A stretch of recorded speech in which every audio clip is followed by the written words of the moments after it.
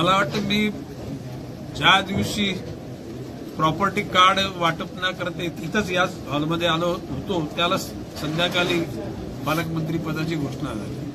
म्हणजे आता यावेळच्या राजकारणी लोकांना सगळ्या गोष्टी एकदम टप्प्याटप्प्याने मिळाल्या. आमदारकी टप्प्याने मिळाली, मंत्रीपद टप्प्याने मिळालं, खातं टप्प्याने मिळालं, पालकमंत्रीपद टप्प्याने मिळालं. त्याच्यानंतर 26 जानेवारीला मी आलो, त्याच्यानंतर डीपीडीसीला आलो आणि मराठी चौथी भेट. एकूणच पालघर जिल्हा तसा म्हणजे कमी क्रिमिनल लोकांचा, काय बोललो मी, म्हणजे ज्याला उघड क्रिमिनल कमी लोकांचा. आणि ठाणे जिल्हा सुद्धा तसंच म्हणजे पूर्वीपेक्षा सुधारणा झाली, मुंबईमध्ये सुधारणा झाली. आता जिथंकडे क्राईम नव्हतं अशा ठिकाणी जास्त क्राईम वाढायला लागलंय.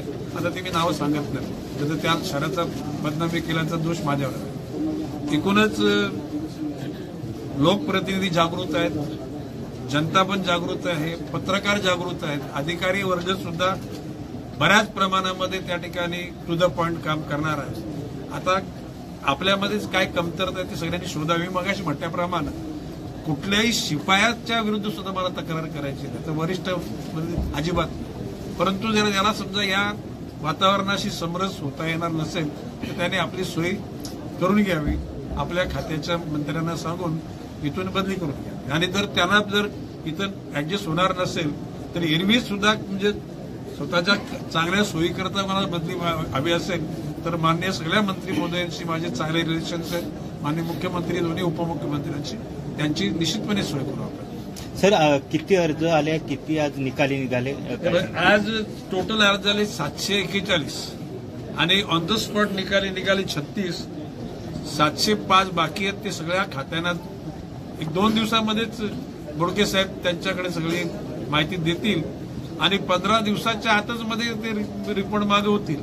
आणि जसा रिपोर्ट त्यांच्याकडे त्या अर्जदाराला तसं उत्तर पाठवतील आणि एखाद्या महिन्यानंतर म्हणजे अधिवेशन संपल्यानंतर इथं जनता दरबार होणार आहे.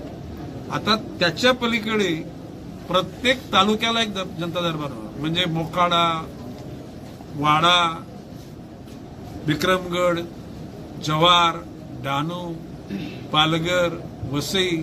तर वसईमध्ये तर 2 होतील, म्हणजे मतदारसंघ गणिक होतील. एक होईल मूल वसई मतदारसंघामध्ये, नंतर नालासोपाऱ्यामध्ये.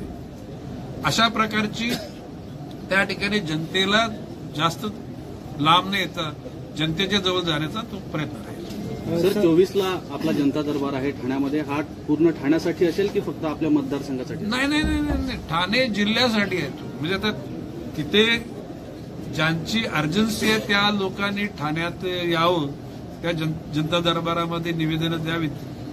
परंतु मी ठाणे जिल्ह्यातलं सुद्धा म्हणजे मुरबाडला जाईन, शहापूरला जाईन, भिवंडीला जाईन, भिवंडी ग्रामीणला जाईन, कल्याण ग्रामीण, डोंबिवली, कल्याण पूर्व, भाईंदर,